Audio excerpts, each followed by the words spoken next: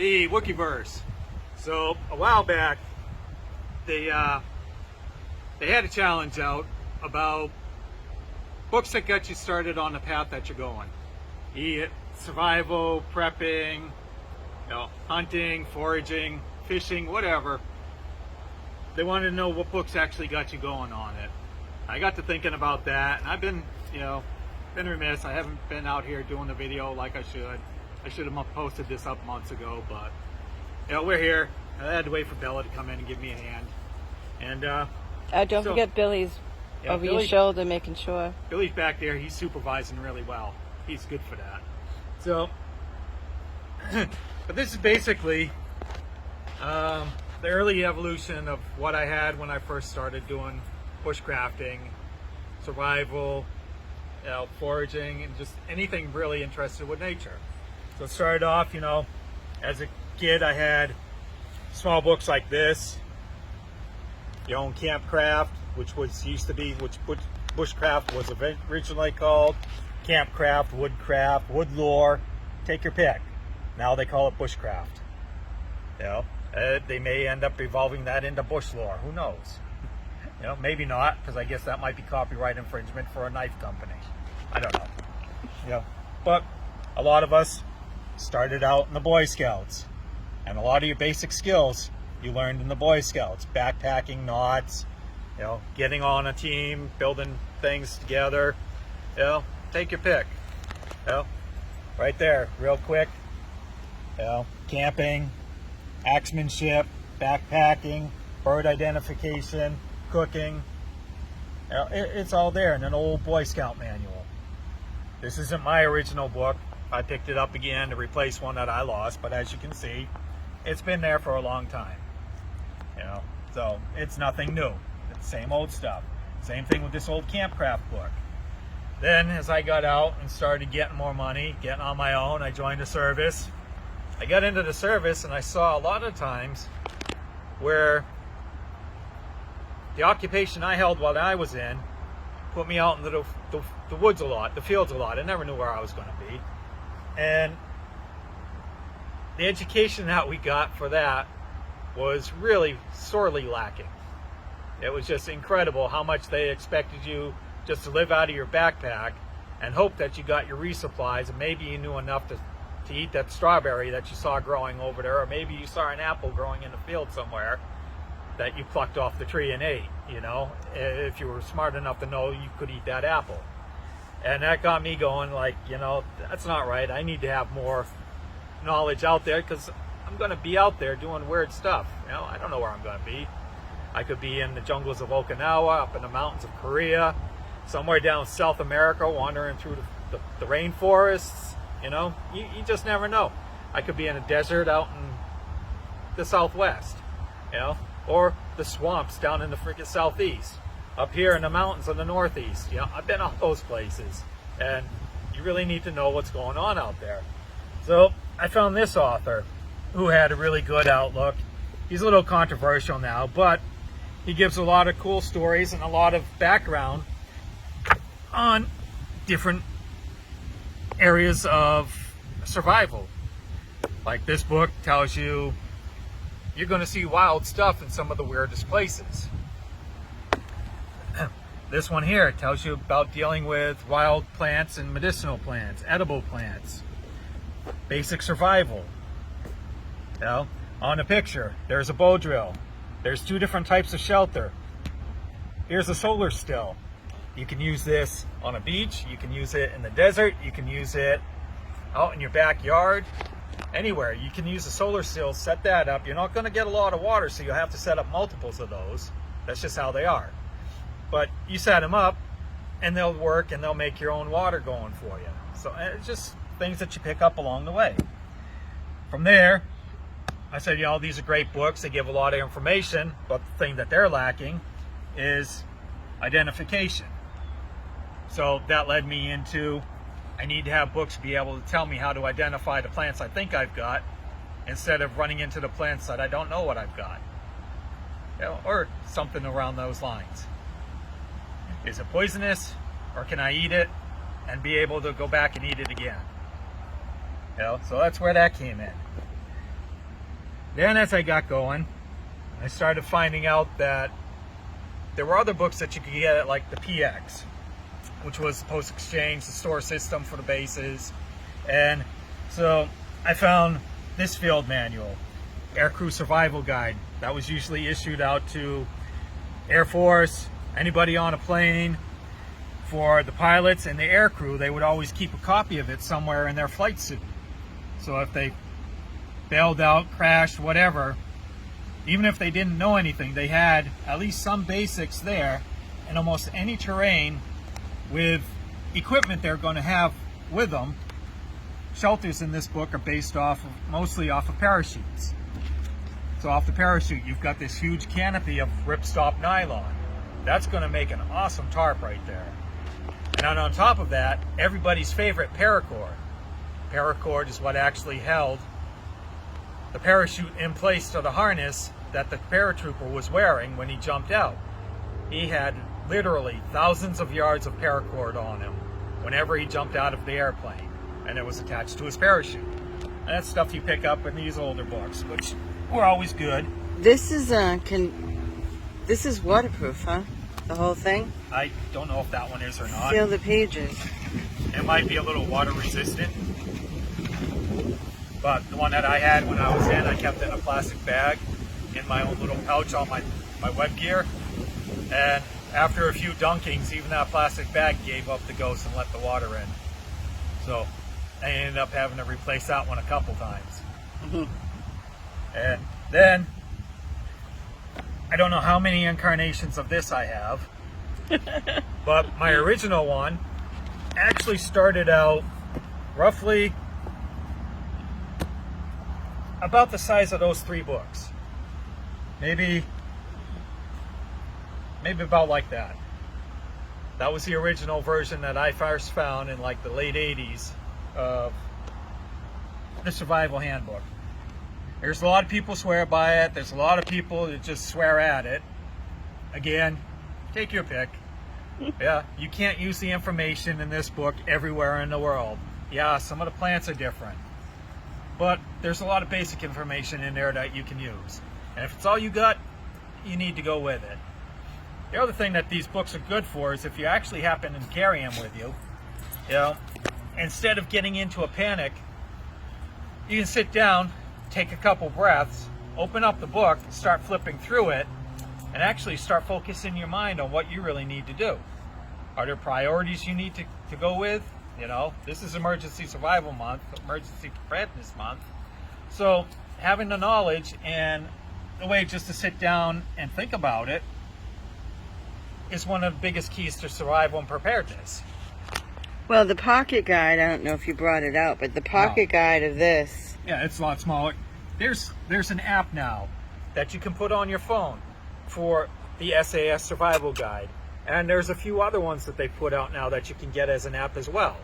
Same thing, and they're both by Lofty Wiseman. They're all the SAS training manuals that he put up, and you can carry those on your phone. So I mean, you've got those. And you have your battery backup. So. Yep. And like I said, we've already seen those, and we have this book. This is something I picked up much later as I got out and started generalizing. So I was working all over New England. I was always coming across plants, always wanting to know what this was, what that was, and I still do. And I'll sit there and I'll open up the book and I'll start looking, Does it look like this? Does it look like that? What's this bug? What's that crab doing, And what's that bug? What's that bird? And this is just a great little encyclopedia to carry with you to help you identify things. Once you start learning what things are in the area, that'll give you an insight as to what other resources and what other animals or critters or plants could be in the same area. Because all these little things form their own little microcosms. Can't you tell where water is by the way the moss grows on a tree or something you said? Or Oh, sometimes. I mean, most of the time, if there's a lot of moss, then there's a lot of moisture in that area. You know? Maybe the side of the tree. There was something about that you told me a long time ago. Anyway. The drier parts of your trees, there's so much information out there that, you know, just a that short had to do video with, like this. The directions, north, south, east, west, was about the moss. You said the moss grows on one side of the tree or something like that, No. wasn't it? No. No, it'll usually grow on the wettest side. Okay. You know, and it all depends on the type of moss. You know, moss, lichen, brackens, whatever. It all depends. You have so much in your head, mine would explode. Like So. woodpeckers. Woodpeckers will usually drill on the southern side of a tree, or the side of the tree that's going to get the most sunlight throughout the entire day, to keep a nice warm nest going. You know, and the same thing may happen if they're looking for bugs. They'll listen to the bugs and they'll try and figure out where the bug is. And a lot of times, if it depends on the temperature, if it's really cold, the bugs may be going towards that southeastern, southwestern side of the tree, where it's going to be warmer because it's getting hit with more direct sunlight, especially in the wintertime. That's how they're going to feed. There's so many variables out there. There's so much lore, you know. But this was the basics that really got me going. The medicinal herbs, did you? Yep. They're identification books. Oh. Yep. Which led from here. You got wild and medicinal plants here, which gave a bunch of stories, but, you know, if there's pictures in there, they're just very sorely lacking for identification. Yeah. It's nothing to take away from the book. It's got awesome lore in it, awesome information, but you need more. You always need to know. You want your field guides, you're saying. Right. You want to know what they are. You know, you want to be able to look at them and say, okay, smooth sumac. Yeah, we got some over there. Got common blackberry, whatever. You just... So those are to read at home at your leisure. Yep. And then you bring the field guides with you, obviously. Yeah, my field guides gone everywhere with me. I've had them for quite a while. They've gone everywhere with me. You know, I've worked on crews where guys looked at me and thought I was nuts because I was carrying these 3 books. And then all of a sudden they find something and say, do you know what this is? I said, I got no idea what that is. But let's take a look. And we look through it, you know. Oh, look at this. You know, we found some berry they called the wahoo berry. And I think it only grew down on like Cape Cod. And if you ate it, you would actually be sitting on the toilet going wahoo because you'd be voiding from both ends. So you better hope you had a bucket or a sink or something close by. And don't try to do a spin around because that's a definite wahoo. You know? And it was just one of those funny things. We found them out there. They were really odd shaped and we found them and they were called a wahoo. It's like, okay. Yeah, so if people got desperate and thought, oh, this is, you know, blah, I can eat a berry or whatever. Yeah, don't eat a berry. Wahoo! Okay. Yeah. There was a guy out in California. He was real popular out in Alaska. And they just moved his bus that he died in because he ate the wrong things. Yeah. He got dehydrated, he got confused, he ate the wrong things. And that was it. Yeah. You know, it was a sad story. It's just what So not to buying do. a guide for your area. Definitely. So Yep. we got the Eastern, and we even have Well, the this right here is just for New England. New England. This Yeah. is just the New England states. So, and that covers a lot of wildlife in New England states. Yeah.